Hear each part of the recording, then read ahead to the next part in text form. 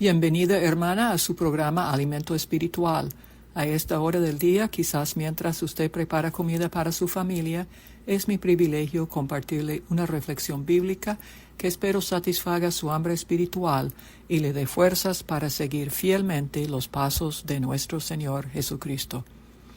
Hoy continuamos con nuestro estudio del libro de Hechos, la historia del inicio de la Iglesia. Capítulo 1, versículo 12 dice así: Entonces los discípulos regresaron a Jerusalén desde el monte llamado de los Olivos, situado aproximadamente a 1 kilómetro de la ciudad.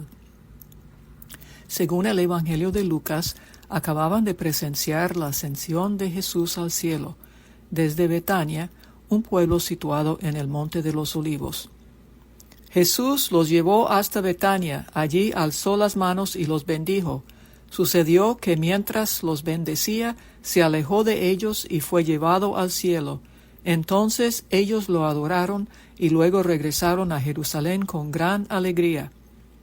Hechos 1:13 sigue así. Cuando llegaron, subieron al lugar donde se alojaban. Estaban allí Pedro, Juan, Santiago, Andrés, Felipe, Tomás, Bartolomé, Mateo, Santiago, hijo de Alfeo, Simón el celote, y Judas, hijo de Santiago. Todos en un mismo espíritu se dedicaban a la oración, junto con las mujeres y con los hermanos de Jesús y su madre María. Aunque no se mencionan todos los nombres de las mujeres que estaban presentes, además de María, la madre de Jesús, se puede imaginar que por lo menos estaban las que acompañaron a Jesús durante su ministerio en Galilea: María Magdalena, Salomé, la madre de Juan y Jacobo, Juana, esposa de Cusa, el administrador de Herodes, y María, la madre de Santiago el menor y de José. ¡Qué cuadro más bello! Todos hicieron lo que nosotros haríamos en un momento de crisis: oraron. Dice que se dedicaban a la oración. No se trataba de una oracioncita rápida al final de la reunión, sino que se reunían precisamente para orar. Y dice que oraban en un mismo espíritu. Me imagino que había varias opiniones en cuanto a lo que el grupo debería hacer después de haber perdido a su líder, pero en vez de discutirlas, oraron. Y en vez de hablar mucho, buscaron escuchar la voz de Dios. Finalmente, durante una reunión en la que estaban presentes aproximadamente 120 creyentes, Pedro se puso de pie y dijo: Hermanos, tenía que cumplirse la escritura que por boca de David había predicho el Espíritu Santo en cuanto a Judas, el que sirvió de guía a los que arrestaron a Jesús. Judas se contaba entre los nuestros y participaba en este ministerio, porque en el libro de los Salmos está escrito que su campamento quede desierto y que nadie habite en él. También está escrito que otro se haga cargo de su oficio. Aquí es notable que Pedro hace uso de la Escritura para buscar la guía del Señor. También es interesante que Pedro cita 2 pasajes del libro de los Salmos. Quiere decir que no solo los libros de los profetas contienen profecías. Los salmos también pueden ser proféticos. Además, si usted ha escuchado Alimento Espiritual por algún tiempo, sabe que los libros históricos también contienen personajes y acontecimientos que son proféticos. Luego, entre paréntesis, el texto toma un desvío histórico acerca de Judas Iscariote. Con el dinero que obtuvo por su crimen, Judas compró un terreno. Allí cayó de cabeza, se reventó y se derramaron sus intestinos. Todos en Jerusalén se enteraron de ello, casi así que aquel terreno fue llamado Acéldama, que en su propio idioma quiere decir campo de sangre. El Evangelio de Mateo, capítulo 27, versículos del 3 al 8, amplía la historia y explica que no fue Judas directamente quien compró el terreno, sino los líderes religiosos con el dinero que le habían dado a Judas. Leo: Cuando Judas, el que lo había traicionado, vio que habían condenado a Jesús, sintió remordimiento y devolvió las 30 monedas de plata a los jefes de los sacerdotes y a los líderes religiosos. «He pecado», dijo, porque he entregado a la muerte a un inocente. ¿Y eso a nosotros qué nos importa? Respondieron. Allá tú. Entonces Judas arrojó el dinero en el santuario y salió de allí. Luego fue y se ahorcó. Los jefes de los sacerdotes recogieron las monedas y dijeron, la ley no permite echar esto al tesoro, porque es dinero pagado para derramar sangre. Así que resolvieron comprar con ese dinero un terreno conocido como Campo del Alfarero, para sepultar allí a los extranjeros. Por eso ha sido llamado Campo de Sangre hasta el día de hoy. Un comentarista que leí dijo que hay varias lecciones que podemos aprender de Judas. Una es, aunque es maravilloso participar en el ministerio de Cristo, como lo hizo Judas, no es garantía de la salud y de la vida espirituales. Otra lección es que ni el mejor ejemplo, como el de Jesús, ni las pruebas más convincentes, como sus milagros, pueden cambiar por sí mismos el corazón humano. Finalmente, el autor nota que Judas tenía algún tiempo de estar robando de la bolsa de dinero que tenían los discípulos. Ese detalle nos recuerda que el hábito de pecar le abre la puerta a Satanás para que opere en la vida de uno. Bueno, después de ese paréntesis sobre Judas, volvamos al discurso de Pedro. Está escrito, dijo, que otro se haga cargo de su oficio. Los discípulos tienen que tomar una decisión muy grande. El Señor Jesús había escogido a Judas como apóstol. Ahora les tocaba a ellos sustituirlo con otro. Recientemente la junta a la que pertenezco pasó por el proceso de nombrar un nuevo director para la escuela que gobernamos. Tuvimos que decidir si tener tatuajes en el cuerpo iba a ser un obstáculo insuperable.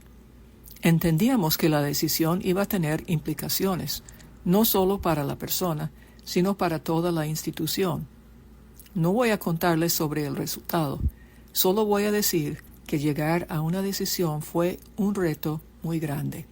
Pues ahora los 11 discípulos, quienes han estado juntos en un puesto de liderazgo por 3 años, van a decidir a quién van a recibir en el grupo. El primer paso en el proceso de selección fue establecer los requisitos. Pedro propuso lo siguiente. Es preciso que se una a nosotros uno de los que nos acompañaban todo el tiempo que el Señor Jesús vivió entre nosotros, desde que Juan bautizaba hasta el día en que Jesús fue tomado de entre nosotros y recibido en las alturas. Es necesario que uno de ellos sea junto a nosotros testigo de la resurrección. Vemos que Pedro propone 2 requisitos que debe cumplir el sucesor a Judas. El candidato debe haberlos acompañado todo el tiempo que el Señor Jesús vivió entre ellos, desde su bautizo hasta su ascensión al cielo, y debe ser un testigo de la resurrección. Los discípulos propusieron a 2, a José, llamado Barsabás, apodado el Justo, y a Matías. Bien, tienen 2 candidatos calificados. Ahora se ponen a orar. Señor, dijeron, tú que conoces el corazón de todos, muéstranos a cuál de estos 2 has elegido para que se haga cargo del servicio apostólico que Judas dejó para irse al lugar que le correspondía. Luego echaron suertes. Probablemente echar suertes no sería el método que usaríamos hoy en día, pero ellos le habían pedido a Dios que los guiara, y la suerte tenía antecedentes en el Antiguo Testamento, ya que de vez en cuando el sumo sacerdote usaba el Urim y el Tumim para determinar la voluntad de Dios. El capítulo termina con estas palabras. Echaron suertes y la elección recayó en Matías. Así que Matías fue reconocido junto con los 11 apóstoles. Matías significa en hebreo don de Yahvé, o bien regalo de Dios. El nombre es apto, pues la tradición dice que Matías cumplió la misión apostólica de predicar el Evangelio de Jesucristo, primero en Jerusalén y Judea, y luego tan lejos como la región que queda entre el Mar Negro y el Mar Caspio. La elección de un líder no es nada fácil, especialmente porque nuestra tendencia humana es inclinarnos a favor de características como la apariencia física, que no necesariamente coinciden con las de Dios. Además, nos puede faltar la paciencia que se requiere para esperar que se presente el elegido de Dios. Por ejemplo, el profeta Samuel tuvo que tener paciencia cuando Dios rechazó a los hijos mayores de Isaí. Al final, llegó David, un hombre conforme al corazón del Señor.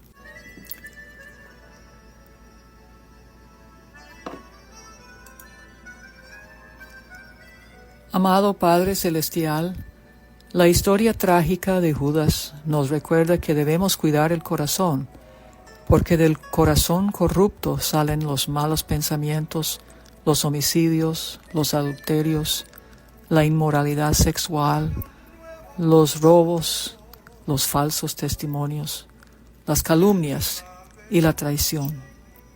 Señor, danos un corazón conforme al tuyo.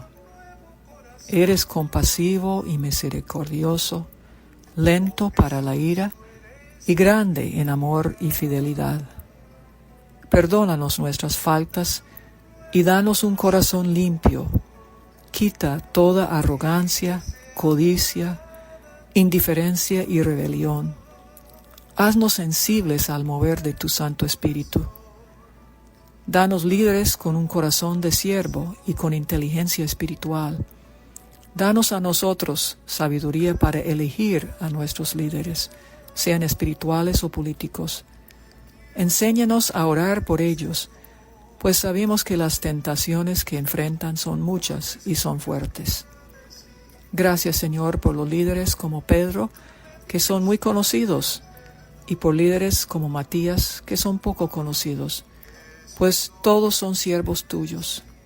Tendrán que rendirte cuentas y recibirán de ti sus galardones. Señor, te amamos. Ayúdanos a amarte con todo el corazón, con todo el alma y con toda la mente. En el nombre de Jesús. Amén.